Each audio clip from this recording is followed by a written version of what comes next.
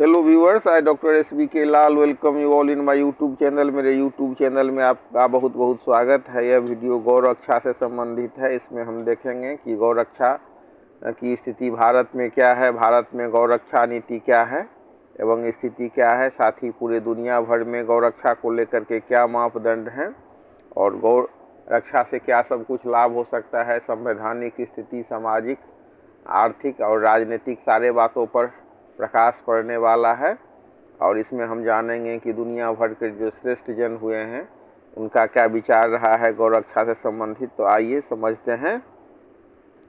सबसे पहले हम भारत में गौरक्षा नीति एवं स्थिति को समझते हैं। तो भारत में गौरक्षा और उससे संबंधित नीतियां सांस्कृतिक, धार्मिक, आर्थिक और कानूनी पहलुओं का एक जटिल मिश्रण है। वर्तमान में गौरक्षा को लेकर देश में विभिन्न संवैधानिक प्रावधान और राज्य स्तरीय कानून सक्रिय है। भारतीय संविधान में प्रत्यक्ष रूप से गौ हत्या पर प्रतिबंध नहीं है, लेकिन अनुच्छेद 48 के तहत राज्यों को यह निर्देश दिया गया है कि वे कृषि और पशुपालन को आधुनिक और वैज्ञानिक प्रणालियों से संगठित करें। विशेष रूप से गायों, बछड़ों और अन्य दुधारू व वाहक पशुओं की नस्ल के संरक्षण और सुधार के लिए तथा उनके वध को रोकने के लिए कदम उठाएं। भारत में गौ हत्या और गौरक्षा का कानून केंद्र के बजाय राज्य का विषय है। यही कारण है कि देश के अलग अलग हिस्सों में अलग अलग स्थितियां हैं। अगर हम उत्तर प्रदेश, मध्य प्रदेश, हरियाणा, गुजरात, राजस्थान और महाराष्ट्र जैसे राज्यों की बात करें तो यहाँ गौ हत्या पर पूर्ण प्रतिबंध है और उल्लंघन करने पर भारी जुर्माने व जेल हो सकते हैं और कुछ राज्यों में तो 10 साल तक के कैद का प्रावधान है। पश्चिम बंगाल, असम और बिहार जैसे कुछ राज्यों में आंशिक प्रतिबंध है। तो यहाँ पर कुछ शर्तों के साथ वध की अनुमति रही है। हालांकि हाल के वर्षों में नियम कुछ करे हुए हैं, लेकिन वहीं पर हम देख सकते हैं केरल, गोवा और उत्तर पूर्व के अधिकांश राज्यों, मेघालय, मिजोरम, नागालैंड आदि में गौवध पर कोई विशेष कानूनी रोक नहीं है।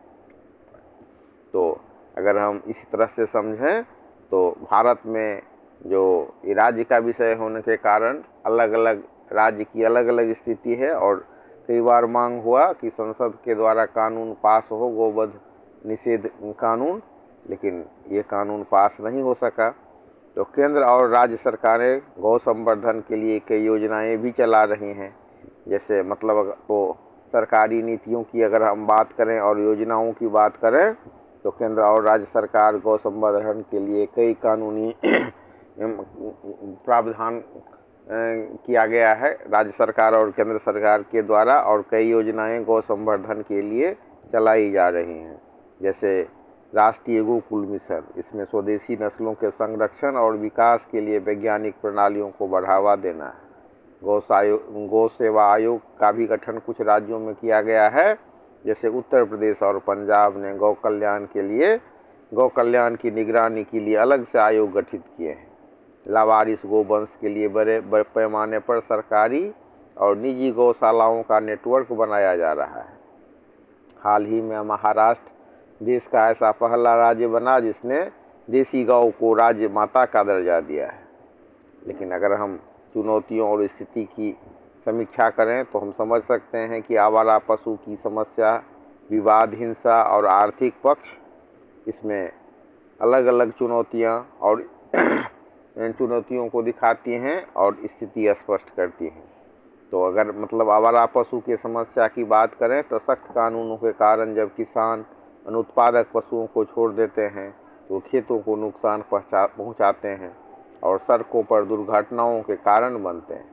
वो रक्षक समूहों की सक्रियता कई बार विवाद और हिंसा को जन्म देती है और कई बार कानून को हाथ में लेने जैसी घटना होती है, लिंचिंग जैसी घटनाएं घटती हैं। यही कारण है कि यह मुद्दा मानवाधिकारों और सामाजिक सद्भाव के दृष्टिकोण से भी चर्चा में रहता है। अगर हम आर्थिक पक्ष की बात करें तो गाय के गोबर और गोमूत्र से खाद, दवाएं और प्राकृतिक खेती को बढ़ावा देने के प्रयास किए जा रहे हैं ताकि गौवंश को आर्थिक रूप से स्वावलंबी बनाया जा सके। विदेशों में अगर हम गौ रक्षा की बात करें तो वहाँ की स्थिति भारत से भिन्न है। जहाँ भारत में मुख्य रूप से धार्मिक और संवैधानिक भावना से यह जुड़ा हुआ है, वहीं विदेशों में इसकी प्रासंगिकता पशु कल्याण, पर्यावरण संरक्षण और आध्यात्मिक समुदायों के प्रयासों के रूप में देखी जाती है। विदेशों में गौ रक्षा की स्थिति की अगर हम बात करें तो आध्यात्मिक और धार्मिक प्रयास और कुछ जो संस्था हैं जैसे इस्कॉन एवं अन्य, तो उनके द्वारा प्रयास किए गए हैं। जैसे भारतीय मूल के समुदायों और विशेष रूप से इस्कॉन ने विदेशों में गौ रक्षा के मॉडल को सफलतापूर्वक स्थापित किया है। अमेरिका, इंग्लैंड, ऑस्ट्रेलिया और यूरोप के कई देशों में इस्कॉन द्वारा विशाल गौशालाएं चलाई जाती हैं। यहाँ गायों को माता के समान सम्मान दिया जाता है और उनके प्राकृतिक वध तक उनकी सेवा की जाती है। ब्रिटेन जैसे देशों में अहिंसक दूध का कंसेप्ट लोकप्रिय हो रहा है, जहाँ दूध निकालने के लिए गाय या बछड़े को कष्ट नहीं दिया जाता और न ही बूढ़ी होने पर गाय को कसाई खाने भेजा जाता है। पश्चिमी देशों में गौरक्षा नाम से कोई विशेष कानून नहीं है, लेकिन पशु क्रूरता निवारण कानून बहुत सख्त है। अगर हम ब्रिटेन की बात करें तो ब्रिटेन का एनिमल वेलफेयर एक्ट 2006 और अमेरिका की बात करें तो अमेरिका के विभिन्न राज्यों के कानून पशुओं को उचित आवास, भोजन और बीमारी से सुरक्षा का अधिकार देते हैं। यदि व्यावसायिक उद्देश्यों के लिए वध किया भी जाता है तो उसके लिए कड़े नियम हैं ताकि पशु को कम से कम दर्द हो। हालांकि पशु अधिकार कार्यकर्ता इसके पूर्ण विरोध में निरंतर आंदोलन करते रहते हैं। आधुनिक वैज्ञानिक शोध अब गायों की रक्षा को पर्यावरण से जोड़ करके देखते हैं। अमेरिका और यूरोप में रीजेनरेटिव फार्मिंग का चलन बढ़ा है। इसमें माना जाता है कि गायों का चराई करना मिट्टी की उर्वरता बढ़ाने और घास के मैदानों के पारिस्थितिकी तंत्र को बचाने के लिए अनिवार्य है। अच्छी तरह से प्रबंधित चराई वाली जमीन कार्बन को सोखने में मदद करती है, जो कि जलवायु परिवर्तन से लड़ने में सहायक है। यूरोप में गायों को कृषि के अभिन्न अंग के रूप में देखा जाता है। ऑर्गेनिक फार्मिंग के बढ़ते रुझान ने गायों के प्रति दृष्टिकोण बदला है। अमेरिका में बड़े पैमाने पर बीफ उद्योग है, लेकिन साथ ही सेंचुरीज का नेटवर्क भी बढ़ रहा है, जहां बचाई गई गायों को रखा जाता है।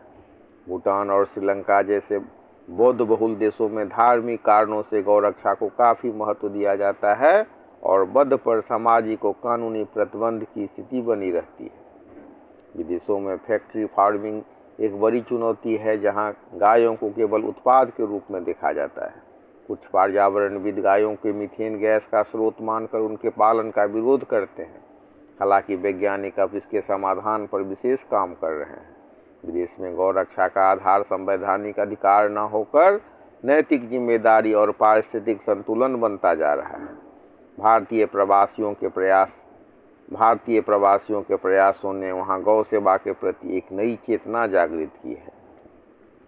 अगर हम ब्राज़ील की बात करें तो ब्राज़ील में गायों की स्थिति भारत से काफ़ी भिन्न लेकिन बहुत दिलचस्प है। ब्राज़ील दुनिया के सबसे बड़े बीफ निर्यातकों में से एक है, लेकिन वहाँ भारतीय मूल की गायों का एक गहरा इतिहास और विशेष महत्व रहा है। ब्राज़ील की लगभग 80% पालतू गायें भारतीय मूल की हैं। 19वीं और 20वीं शताब्दी में भारत से नेलोर, गिर और कांकरे जैसी नस्लें वहाँ ले जाई गई थी।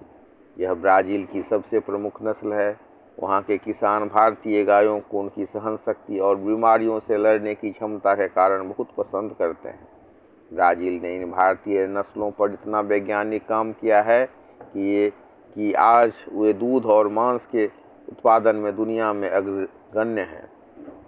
भारत के विपरीत ब्राज़ील में गाय की रक्षा के पीछे कोई धार्मिक कारण नहीं, बल्कि यह पूरी तरह आर्थिक और वैज्ञानिक है। जहां हम होलिस्टियन और फ्रीजियन जैसे नस्ल को अपने यहाँ अपना रहे हैं, लेकिन वहाँ पर गिर जैसे नस्ल का काफ़ी उपयोग करके उत्पादन में भी वृद्धि की गई और उसकी उपयोगिता को भी देखा जा रहा है। उसमें जो विवादास्पद जो प्रोटीन है होलिस्टियन और फ्रीजियन में, वो नहीं रहने के कारण जो यहाँ का जो दूध है उसका जो प्रोटीन है उसको बहुत अच्छा माना जा रहा है और स्वास्थ्य के दृष्टिकोण से उसको बहुत उपयोगी माना जा रहा है।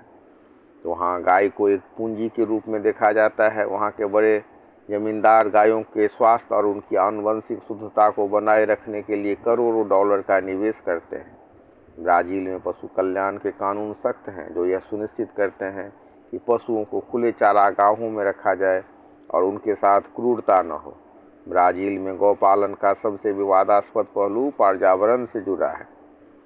अमेजन के जंगलों को काटकर चारागाह बनाने के कारण ब्राज़ील के बीफ उद्योग की अंतर्राष्ट्रीय स्तर पर आलोचना होती है। हाल के वर्षों में वहां जीरो डिफॉरेस्टेशन वाली गौपालन नीतियों पर जोर दिया जा रहा है ताकि पर्यावरण की रक्षा के साथ साथ पशुपालन भी चलता रहे। ब्राज़ील में एक प्रकार की तकनीकी गौरक्षा को लेकर के देखने में मिलती है, ये है जर्म प्लाज्मा बैंक। वहाँ भारतीय नस्लों के सीमेन और भ्रूण को सुरक्षित रखने के लिए विशाल बैंक बनाए गए हैं। हालांकि वहाँ गाय पूजी नहीं जाती है, लेकिन वहाँ के किसान नेलोर जैसे भारतीय नस्लों के प्रति एक विशेष गर्व का भाव रखते हैं। वहाँ कई शहरों में भारतीय गायों की मूर्तियाँ भी स्थापित हैं। तो गौरक्षा का अर्थ गाय के कटने से बचाना नहीं ब्राज़ील में, लेकिन उसकी नस्ल को सर्वोत्तम बनाना और उसे एक मजबूत आर्थिक आधार के रूप में संरक्षित करना है। अगर हम भारत में हुए गौरक्षा पर जो काम और विचार हैं विभिन्न महापुरुषों के, उनकी बात करें तो इसमें महर्षि दयानंद सरस्वती जो आर्य समाज के संस्थापक रहे हैं, उनका विचार बहुत ही आंदोलित करने वाला है और बहुत ही व्यवहारिक भी है। तो महर्षि दयानंद सरस्वती को आधुनिक भारत में गौरक्षा आंदोलन के प्रणेता और सूत्रपातक के रूप में भी हम देख सकते हैं। वो तार्किक स्वरूप भी देते हैं गौरक्षा के लिए, और आर्य समाज के लिए गौरक्षा केवल एक धार्मिक कर्मकांड नहीं बल्कि एक आर्थिक और वैज्ञानिक आवश्यकता भी है।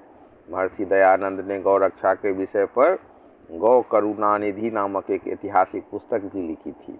उन्होंने गाय को अघर्ण्य न मारने योग्य कहा और इसे मानवता के लिए सबसे उपयोगी बताया। 1882 में महर्षि दयानंद ने गौरक्षणी सभा की स्थापना की। इसका उद्देश्य था गौ हत्या पर रोक लगाना, गायों की नस्ल सुधारना, सरकार को गौरक्षा के लिए कानून बनाने हेतु विवश करना। आर्य समाज ने गौरक्षा को पूजा से अधिक सेवा और संरक्षण के रूप में देखा। कृषि का आधार और शुद्ध सात्विक आहार के रूप में उन्होंने गौरक्षा और गौ सेवा की बात की। गौशालाओं के प्रबंधन की बात करें तो आज देश यानी कि भारत और दुनिया भर में आर्य समाज द्वारा संचालित सैकड़ों गौशालाएं हैं, जो केवल गायों के रखने का स्थान नहीं बल्कि नस्ल सुधार केंद्र के रूप में कार्य करती हैं। यहाँ वैज्ञानिक तरीके से गायों का पालन पोषण और उनके गोबर और मूत्र से औषधियाँ बनाने पर विशेष जोर दिया जाता है। आर्य समाज ने गाय की केवल प्रतीकात्मक पूजा करने के बजाय उसे व्यवहारिक सेवा पर बल दिया।